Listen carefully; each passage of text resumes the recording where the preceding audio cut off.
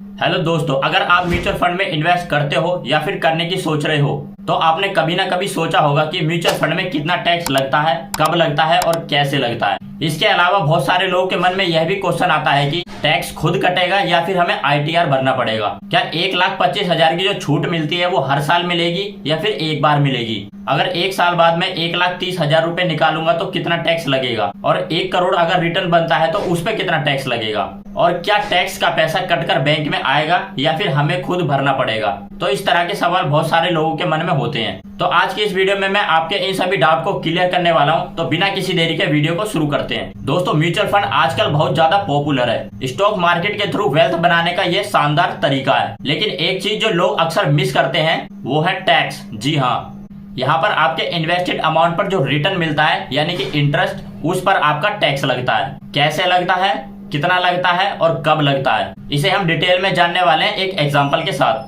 Suppose that आपने हर महीने 1,500 रुपए की एसआईपी शुरू करी और आपने इसे लगातार 30 साल तक कंटिन्यू किया, और हम मान लेते हैं कि सालाना आपको 16% का यहाँ पे CAGR रिटर्न मिल रहा है। तो जिसमें आपका इन्वेस्टेड अमाउंट होगा वो होगा 5,40,000 रुपए, और जो आपका टोटल रिटर्न होगा यानी कि जो आपका इंटरेस्ट बना होगा वो होगा 1,27,65,714 रुपए, और जो आपका टोटल कॉर्पस अमाउंट होगा यानी कि इन दोनों को मिलाकर टोटल जो वैल्यू बनेगी वो होगी 1,33,05,714 रुपए।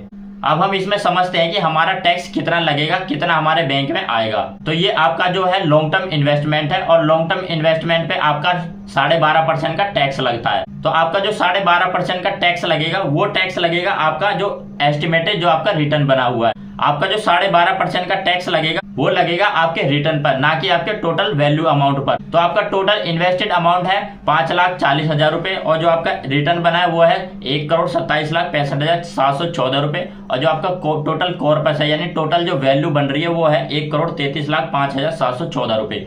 तो यहाँ पे आपका जो रिटर्न अमाउंट है उस पे आपका टैक्स लगने वाला है। बट उससे पहले आपको पता होना चाहिए कि सेक्शन 80C के अंडर में आपको 1,25,000 रुपए की छूट मिलती है। यानी कि लॉन्ग टर्म इन्वेस्टमेंट जब आप करोगे और जब आप पैसा निकालोगे तो आपका जो आपका रिटर्न होगा 1,25,000 से अगर ज्यादा है तो 1,25,000 माइनस करने के बाद जितना अमाउंट बचेगा उस पे आपको टैक्स लगेगा। तो जो आपका रिटर्न बन रहा है 1,27,65,714 रुपए, इसमें से आपको 1,25,000 रुपए माइनस कर देने हैं। तो 1,25,000 माइनस करने के बाद जो आपका टोटल अमाउंट बचेगा वो बचेगा 1,26,40,714 रुपए।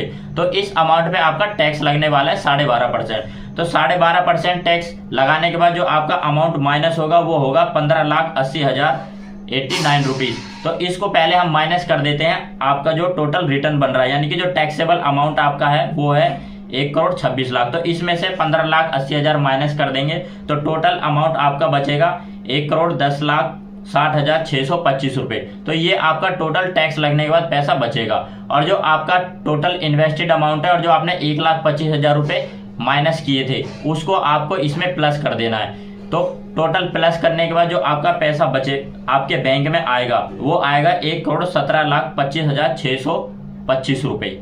तो अब आपको समझ में आ गया होगा कि कितना टैक्स लगेगा, कैसे लगेगा और कब लगेगा। और यहीं अगर आप एक साल के पहले पैसा निकालते हो यानी कि आपने 1,500 रुपए हर महीने SIP करी और एक साल से पहले या एक साल के अंदर में आप पैसा निकाल लेते हो तो आपको कितना टैक्स लगेगा। तो अगर आप एक साल या एक साल के अंदर में पैसा निकालने जा रहे हो तो एक साल में टोटल इन्वेस्टेड अमाउंट आपका होगा 1,500 रुपए के हिसाब से 18,000 रुपए। तो आपका जो रिटर्न बनेगा 15% के हिसाब से वो होगा 2,700 रुपए। तो 2,700 रुपए का आपका जो रिटर्न बना है उस पे 20% का टैक्स लग जाएगा यानी कि 540 रुपए माइनस हो जाएंगे। तो जो आपका टोटल अमाउंट आपको मिलेगा वो मिलेगा एक साल के अंदर में 20,160 रुपए। तो अगर आप शॉर्ट टर्म के लिए अगर म्यूचुअल फंड में आ रहे हो तो आपको यहाँ पे बिल्कुल भी नहीं आना चाहिए, क्योंकि यहाँ पे टैक्स ही इतना ज्यादा लग जाएगा तो आपको कोई रिटर्न यहाँ मिलने वाला नहीं है। तो अब आपको समझ में आ गया होगा लॉन्ग टर्म और शॉर्ट टर्म में टैक्स कितना लगता है और कैसे लगता है। तो अब हम यहाँ पे बात कर लेते हैं उन सभी क्वेश्चन की जो हमने स्टार्टिंग में उठाए थे। टैक्स खुद कटेगा या फिर हमें ITR फाइल करना पड़ेगा? जब भी आप अपना म्यूचुअल फंड का पैसा रिडीम करोगे तो आपका जो टैक्स लगेगा वो टैक्स आपका पैसा बैंक में आने के बाद लगेगा। यानी कि जब आपका पैसा बैंक में आ जाएगा और जब आप ITR फाइल करोगे तो उसमें आपका सब कुछ दिखाई देगा कि आपने कितना म्यूचुअल फंड से पैसा निकाला और कितना आपका टैक्स बन रहा है। और जिस म्यूचुअल फंड कंपनी से आपने पैसा निकाला या जिसमें इन्वेस्ट किया है वो भी आपकी रिपोर्ट को जनरेट कर देती है कि आपका इतना टैक्स बन रहा है, इतना आपने पैसा निकाला, और वो रिपोर्ट गवर्नमेंट के पास चली जाती है। तो अगर आप सोच रहे हो कि हम टैक्स बचा लेंगे, तो आप बिल्कुल भी टैक्स नहीं बचा सकते हो। और अगर आप ऐसा करते हो तो इनकम टैक्स डिपार्टमेंट को सारी खबर होती है, वो आपके पास आ सकते हैं। क्या 1,25,000 रुपए की छूट जो होती है वो हर साल मिलती है या एक बार मिलती है? तो जब भी आप पैसा निकालोगे तो आपको 1,25,000 रुपए की छूट मिलेगी। अगर आप हर साल पैसा निकालते हो और 1,25,000 से ज्यादा निकालते हो तो आपको 1,25,000 की छूट मिल जाएगी। अगर एक साल में मैं 1,30,000 रुपए निकालता हूं तो कितना टैक्स लगेगा? तो 1,25,000 माइनस करो तो बचा 5,000। तो 5,000 पे जितना भी आपका टैक्स बनेगा वो टैक्स लगेगा।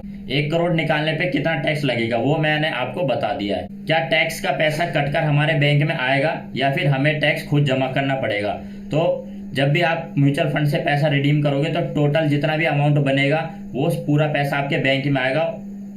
म्यूचुअल फंड कंपनी या कोई भी ऐप आपका टैक्स काटकर आपके बैंक में नहीं भेजेगा। आपके पास पूरा पैसा आएगा और उसके बाद आपको ITR फाइल करनी पड़ेगी कि मेरा इतना टैक्स बन रहा है, और आपको अपने आप वो टैक्स भरना पड़ेगा। अगर आप नहीं भरते हो तो गवर्नमेंट के पास सारी इन्फॉर्मेशन होती है, आपका पैन कार्ड लिंक होता है। म्यूचुअल फंड कंपनी आपकी रिपोर्ट जनरेट करके गवर्नमेंट को भेज देती है, जिससे उनको पता चल जाता है। पैसा निकालने के बाद टैक्स आपको खुद भरना पड़ेगा। तो म्यूचुअल फंड से रिलेटेड जितने भी टैक्स के बारे में क्वेश्चन थे और जो भी आपके डाउट थे मैंने यहाँ पे क्लियर कर दिया। अगर आपका और भी कोई डाउट है तो आप कमेंट बॉक्स में कमेंट कर सकते हो, उसका आंसर आपको कमेंट बॉक्स में मिल जाएगा। तो आज की वीडियो में इतना ही, मिलते हैं अगले वीडियो में। धन्यवाद।